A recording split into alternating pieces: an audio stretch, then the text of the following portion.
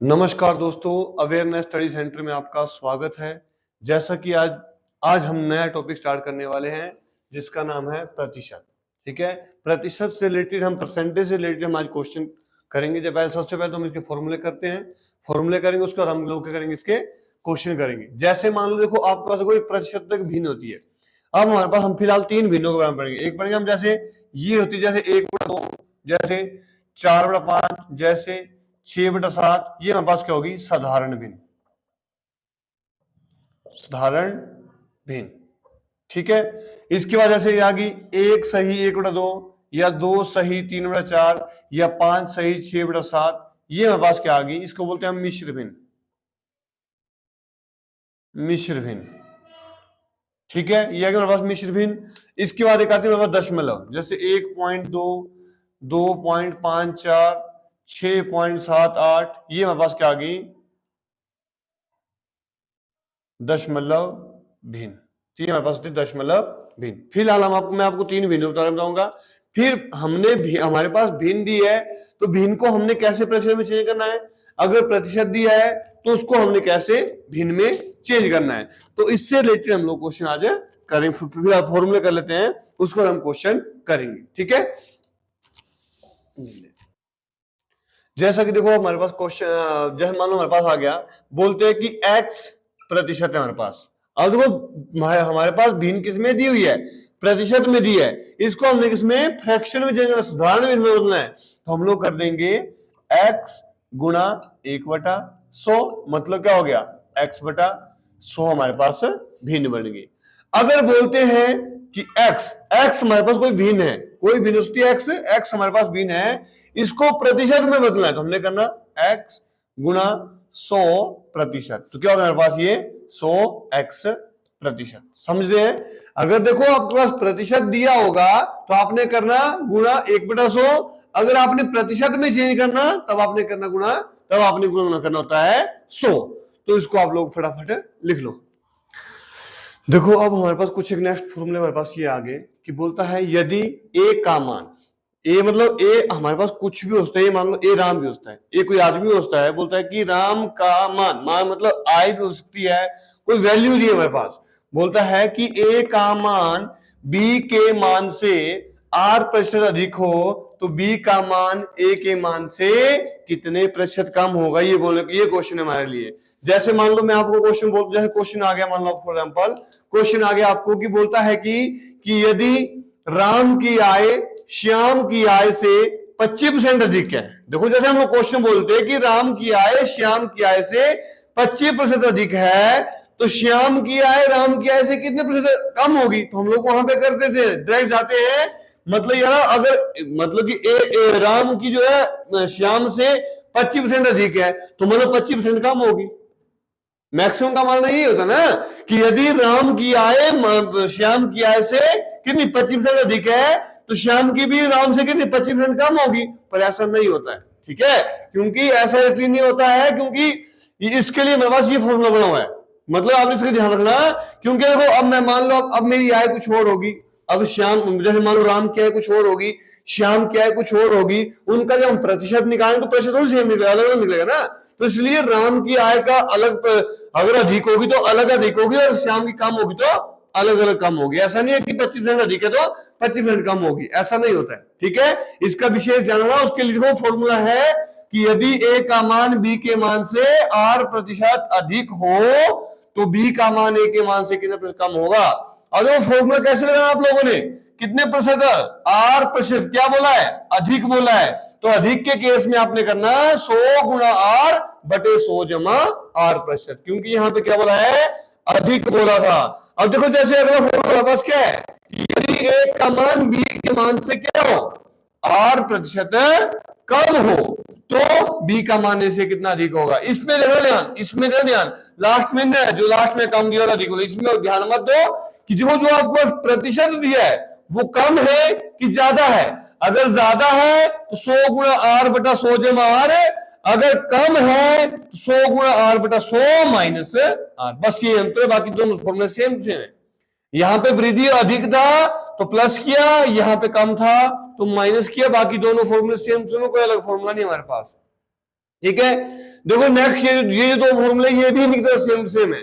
बोलता है कि किसी वस्तु के भाव में 8% वृद्धि आ जाने पर, मतलब कोई वस्तु है दुकान से लेनी है आपने, उसमें मान लो 25% की वृद्धि आ गई रेट में वृद्धि आ जाने पर इस मद पर खर्च न बढ़े। मतलब देखो अब रेट बढ़ गया तो ऑब्वियसली बात है कि आपके खर्चे बढ़ जाएगा। तो ये बोल रहा है कि इस वजह खर्च नहीं बढ़ना चाहिए, इसके लिए हम करेंगे वस्तु की खपत में कितनी कमी करेंगे, मतलब हम वस्तु को कम कर देंगे हम लोग। तो ठीक है, जैसे मान लो अब कोई मान लो पहले चीनी 100 रुपए किलो थी, अब 150 रुपए किलो हो जाए, तो हमने अब दो लेते हम कितने 300 रुपए की चीनी लेते थे, मान लो 3 किलो चीनी लेते पहले हम एक महीने के लिए जो है 3 किलो चीनी लेते थे, पर उस टाइम रेट कितना, उस टाइम रेट मेरे पास है 100 रुपए, हम 3 केजी चीनी लेते थे, मतलब 300 रुपए की चीनी ले रहे थे हम लोग। अब रेट कितना हो गया 150, अब रेट वही रहती 300 ही, मतलब 300 रुपए ही खर्चने हमने, तो हम कितनी 2 केजी चीनी लेंगे, मतलब 2 किलो के साथ ही हमारे को उसका गुजारा करना पड़ेगा। तो बोलता है कि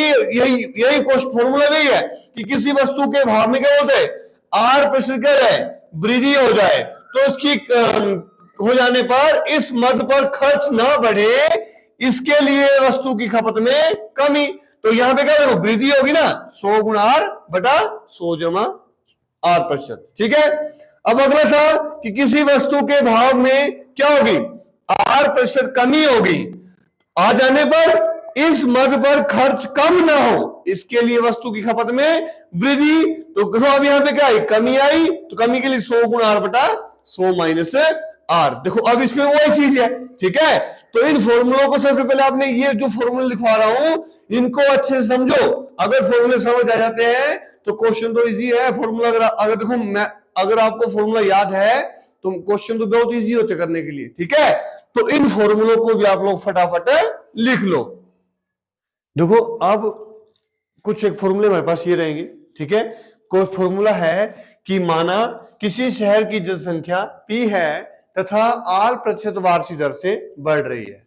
ठीक है, अब मान लो कोई शहर है वहां पे जनसंख्या दी है, वो क्या है कुछ 1%, 10%, 15%, 20%, मतलब देखो जनसंख्या तो बढ़ ही रही, कम तो होती नहीं है, जनसंख्या बढ़ रही है लेकिन 8% वार्षिक दर से बढ़ रही है। तब बोलता अब यहां से दो फॉर्मूले बनेंगे। पहला फॉर्मूला कि आगे n वर्ष बाद, मतलब देखो n वर्ष, n हमारे पास समय है, अब 2 वर्ष हो, 3 वर्ष, 4 वर्ष, 1 वर्ष, 5 वर्ष, कुछ भी होता है, n तो हमारे पास समय है, तो बोला n वर्ष बाद जनसंख्या क्या होगी। तो n वर्ष बाद की बात कर रहा है ये, n वर्ष बाद ना अगली आने वाले समय के लिए बात कर रहा है ये।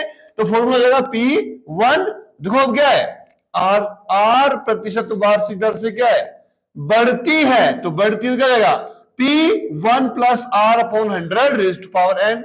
P इसमें क्या होगा, P इसमें जनसंख्या है,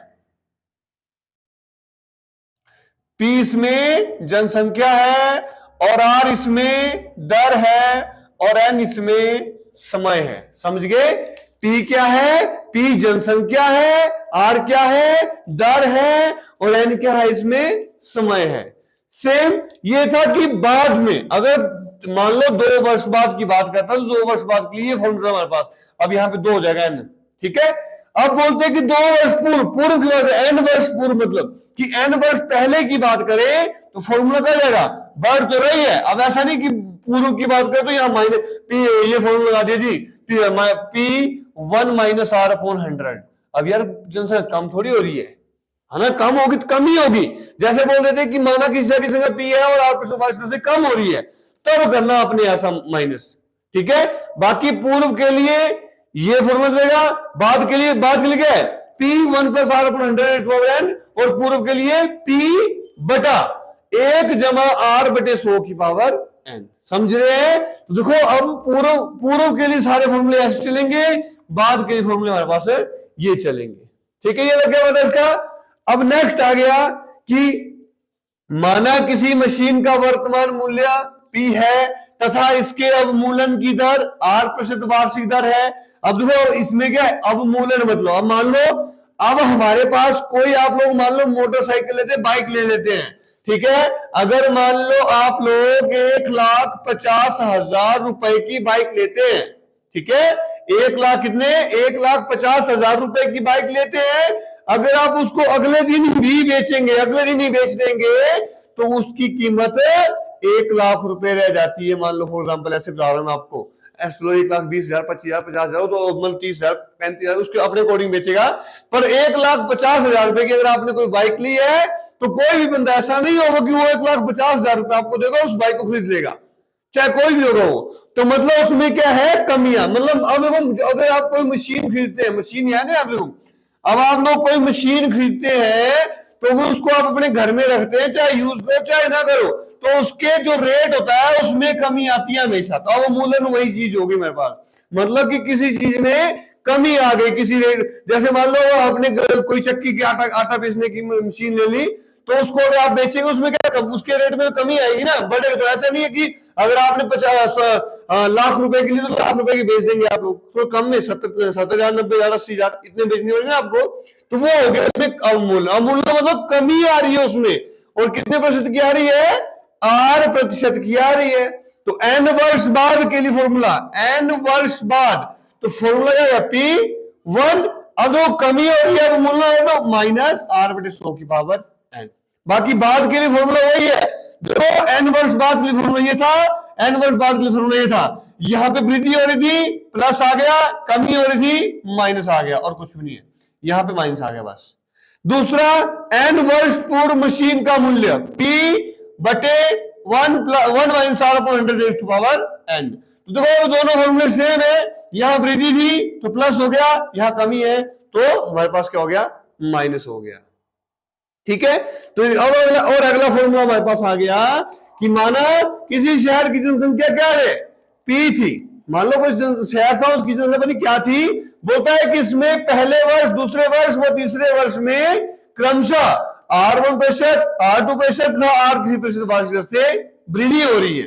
ठीक है, अब बोलने का मतलब ये है कि पहले वर्ष जनसंख्या कुछ और बढ़ रही है, दूसरे वर्ष कुछ और बढ़ रही है, तीसरे वर्ष कुछ और बढ़ रही है। अब ऐसा तो है नहीं कि अगर आपके शहर में, मान लो आपका शहर ही कहीं पे दिया हुआ है, वहां पे एक साल में 50 बच्चे हुए, तो अगले साल थोड़ी 50 ही होंगे, 60 दोस्ते, 30 दोस्ते, 20 दोस्ते, 70, 100 दोस्ते हैं। तो उसके अकॉर्डिंग मतलब पहले साल R1% मतलब R कुछ दिए दर दिए हमारे पास, इतने % की दर से बढ़ रही थी, दूसरे साल R2% से बढ़ रही थी, तीसरे साल R3% वार्षिक दर से बढ़ रही थी, वृद्धि हो रही थी। तब वो 3 वर्ष बाद जनसंख्या क्या हो जाएगी जी, तो P1 + R1/100, 1 + R2/100, 1 + R3/100। तो मतलब कि सबके अलग है, ये पहले महीने का आ गया, दूसरे महीने का आ गया, ये तीसरे महीने का आ गया। ठीक है, तो सिंपल है ना, वो फॉर्मूले मान लिए। तो इन फॉर्मूलों को भी आप लोग फटाफट लिख लो।